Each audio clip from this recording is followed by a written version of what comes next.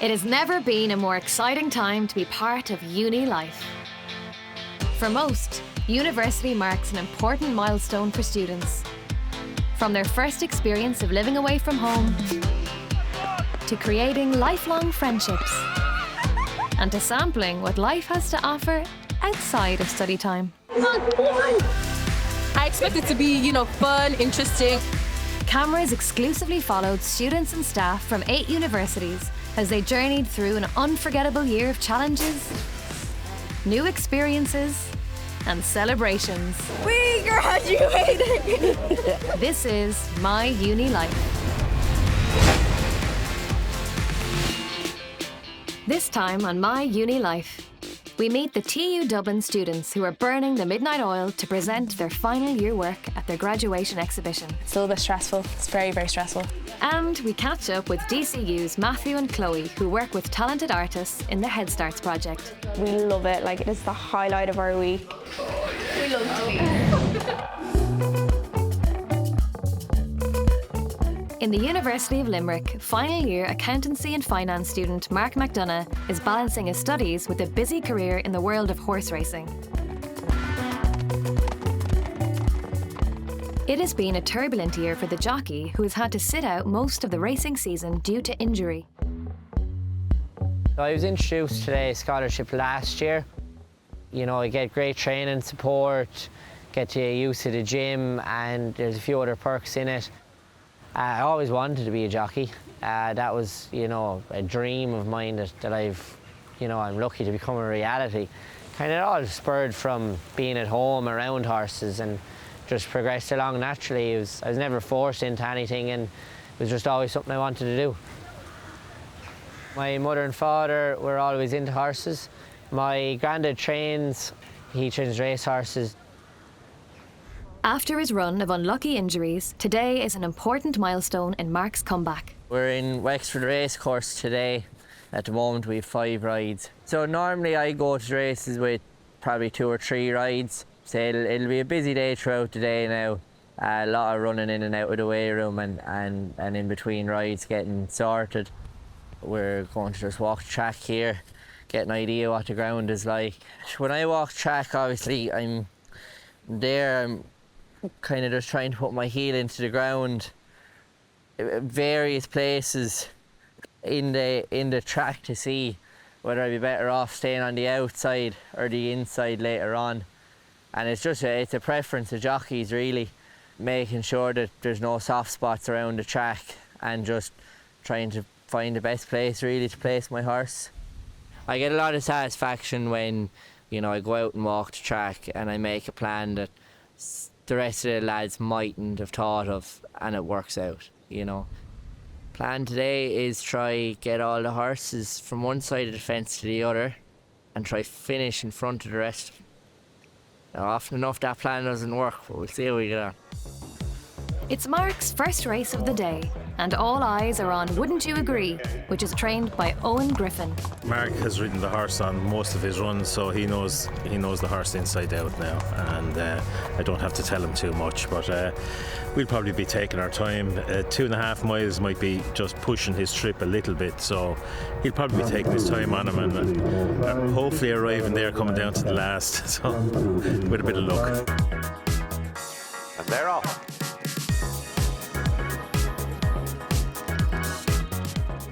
The threat of injury looms large for jockeys, and Mark has had his fair share of setbacks in recent times. I fractured 11 bones, had 2 concussions and punctured a lung while I was in college. Nothing of that was to do with college. I probably would say I came back too early, but the last 6 weeks now, my body's felt really well. For a dangerous job, I suppose a lot of us would be a bit superstitious. I just always have a medal on my back protector, always have 2 stones in my granny's grave in my bag, just stuff like that. And I suppose if anyone was asking where are we starting in this race, it'd be like we're jumping the last twice, touch wood, and we'd all touch wood. It's a strange one, but say keeps our head right anyway, and whether it helps or not now, we don't know. Despite a strong finish, the result doesn't go Mark or Owen's way. But there's little time to dwell on it. There's a lot of racing to come. Mark's second ride, Bite That, is trained by Liam Burke. Just about landing in front, good as hell. I know myself, when I was going to school, I was adamant I was going to leave at junior set, but my parents insisted I did my leaving, which I'm glad now I did, because you never know what you have to fall back on. But when you're young, you can't see anything else, only horses and horses and horses. But nowadays, that is up again. You need to go to university now to have something to fall back on. And it's important nowadays. Good spin, outran his odds there, so say we got a little bit unlucky turning in, but don't like a buck there and we get the best out of him another day. 4 races in, and Mark has had little of that much needed luck. We'll be back in Wexford for his last race of the day, and this one is personal. So next one is from my grandfather. I think he's a shout. It's taken a lot of getting today, but I think he's a gutsy horse, so hopefully now, you know, if we get a clear round of jumping and try hold on to him until we turn into the straight, we should have a squeak. And look, horses are running well for us today, so if we can turn into the second last with a chance, everything else will be a bonus. Later we will see if Mark gets that all-important win in Wexford.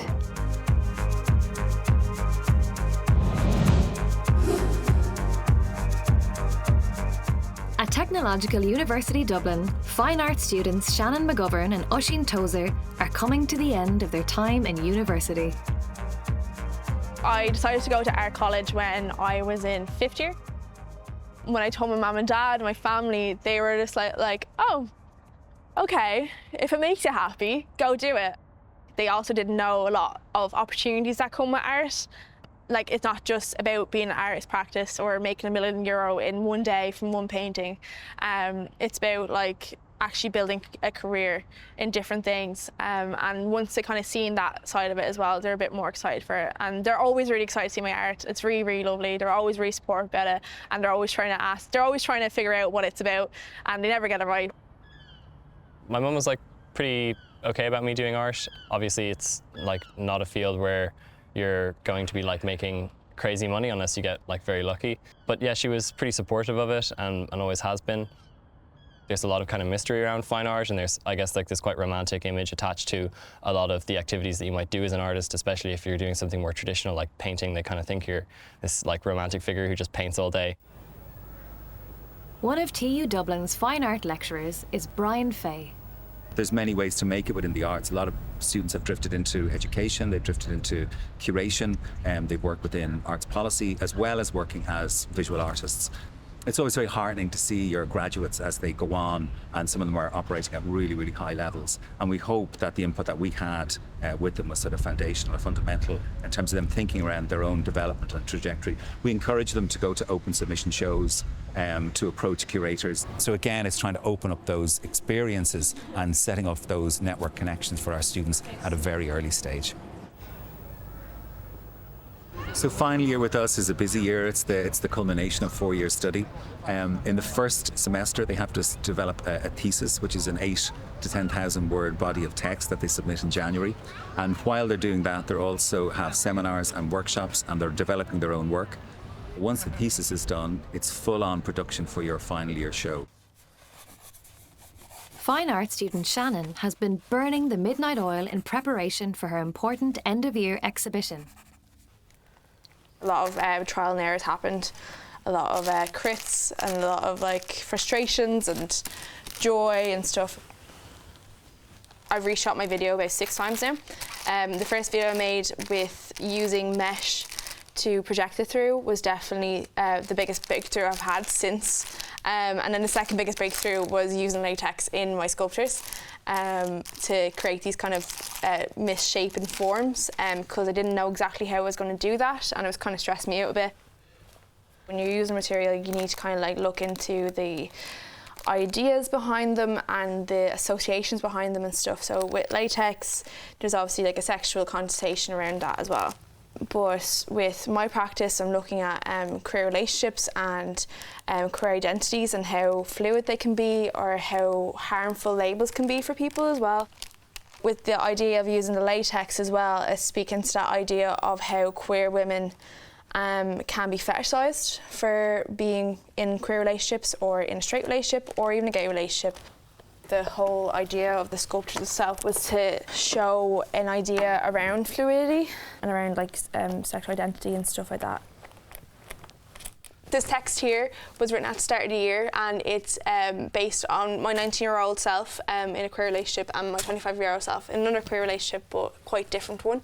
It's not me talking to myself and like asking how things have gone, it's how I felt at that stage and how I feel about these words now.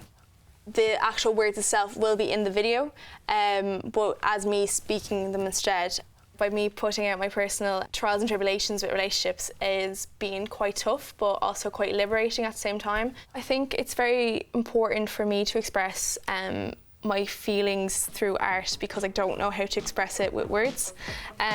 So by me making things or me drawing things or making a video about it or writing a script about it, it kind of helps me process what has happened or what's going on.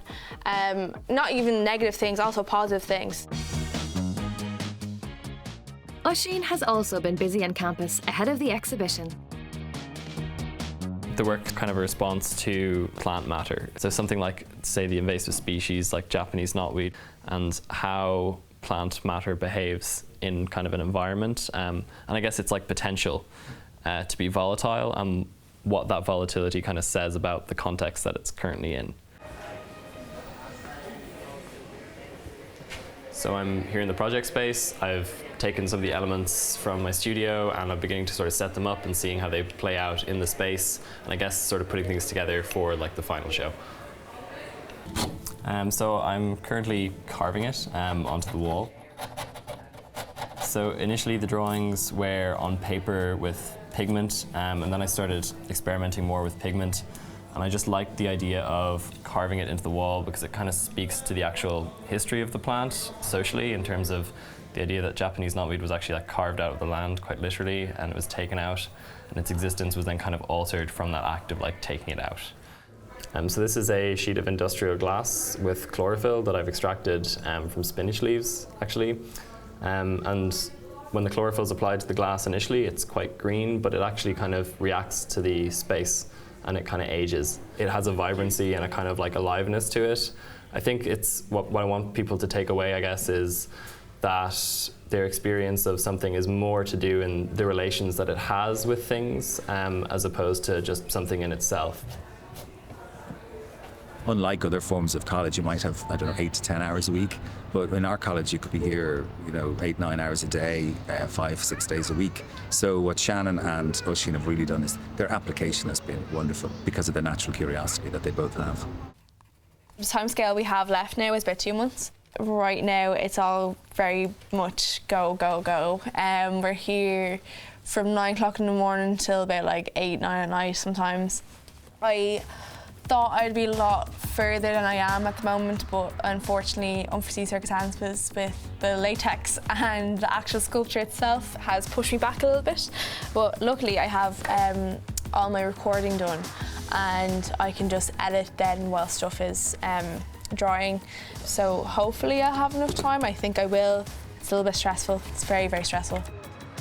We will be back at TU Dublin later in the year to see Shannon and Oisín when they reveal their work to family, friends and fellow students for the very first time.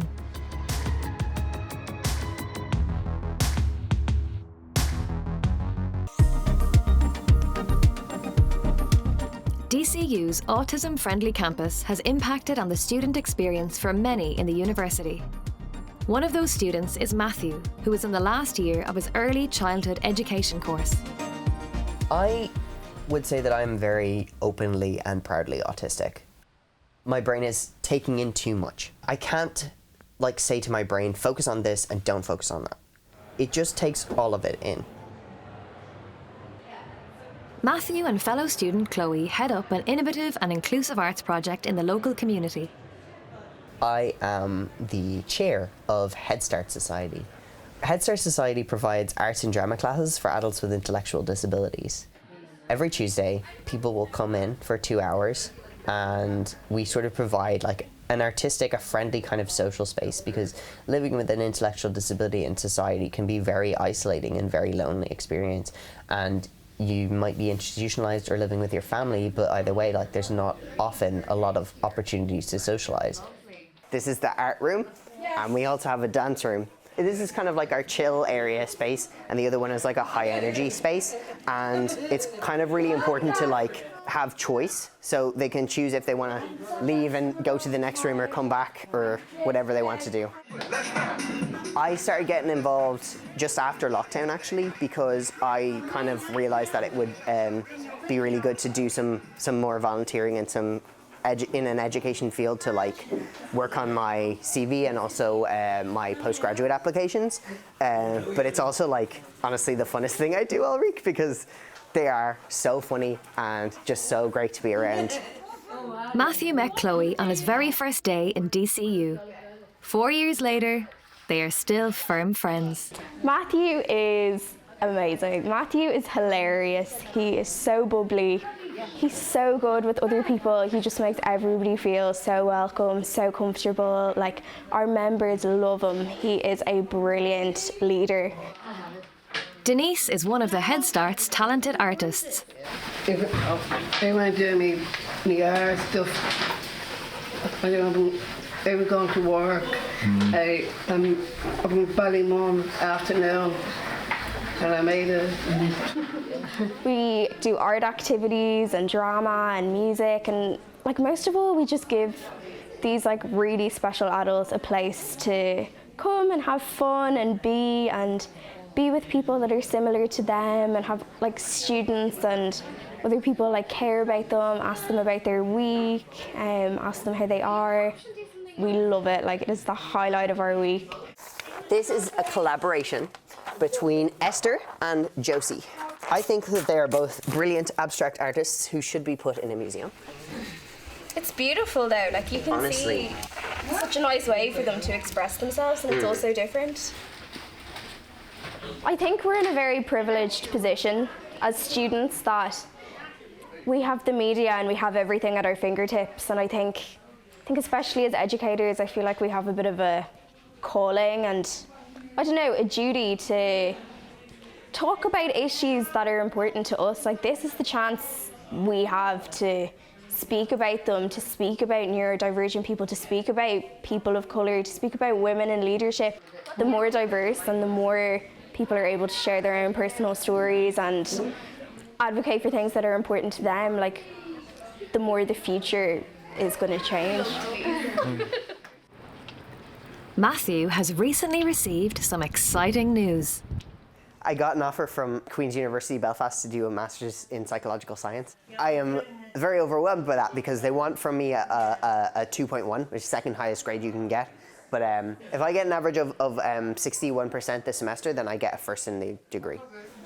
So, I don't know what you're I don't know what I'm doing yet, but I will come and visit you. Like, yeah. I mean, if a pandemic, when we were apart for like nearly a year, like we maintained the friendship, we still made each other laugh about stupid things, like it's not going to change being in different parts of the country. But like the switch between like finishing college and going from a student to unemployed overnight is like not something I was prepared for. It's not happened to you yet. You can't. Yeah, I know, but it's coming. It's like 3 weeks. I don't like surprising or tricking people that I teach. I like to be honest. So for the past couple of weeks, I've been trying to like prepare them for the eventuality that I'm going to leave. I'm definitely going to miss it. It's going to be so strange not to come here. Bye. Bye. See you next week. Matthew and Chloe will be graduating later in the year, and like many other final year students, will be taking the next steps on their education and employment journeys. Back in Wexford, it has been a tough day in the saddle for UL student Mark. Despite coming close, he is still waiting for his first win of the day. With one more race to go, Mark is riding his grandfather's own horse, Battle of Mirbat. We're hopeful, you know, just if he handles this ground, he's a big horse for around here. Like, he's riding well. He's rode a couple of winners in the last couple of weeks. I think since his exams have finished, he's really got focused back onto the riding full time, and you know, he deserves his chance. Really, simple as that. This is our last chance of the day, really. I'd say we won't put that on the film though. Despite his relaxed style, Mark knows that winning races is the name of the game. His trainer James Ivers is also hopeful for a good result. Mark has started well and is settled amongst the main pack. Coming into the straight, Battle of Meerbat has his head in front, and James is willing him on.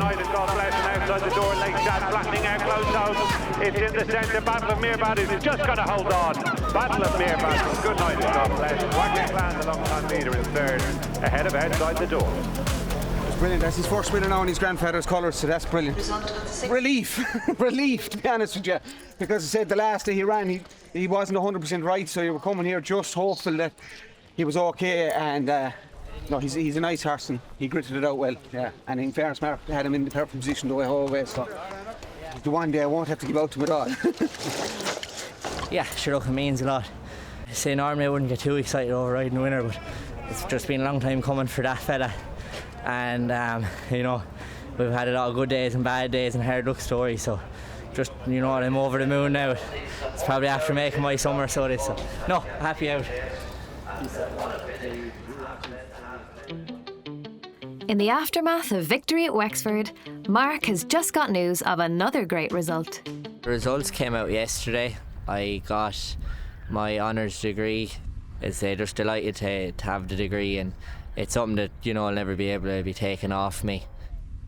When I first went to university, for the first 2 years I didn't really know why I was there, to be honest. I just wanted to be a jockey. From injuries and from meeting people and growing up, I thought the last 2 years I could see the importance of education, and I say that honestly, in that, you know, there will be a career after racing as much as you want to be racing. So like you know, the importance of it, and to be able to say that I have a degree now in accountancy and finance, and, you know, it just opens so many doors. It's massive, and I take a lot of pride now in being able to say I have it done.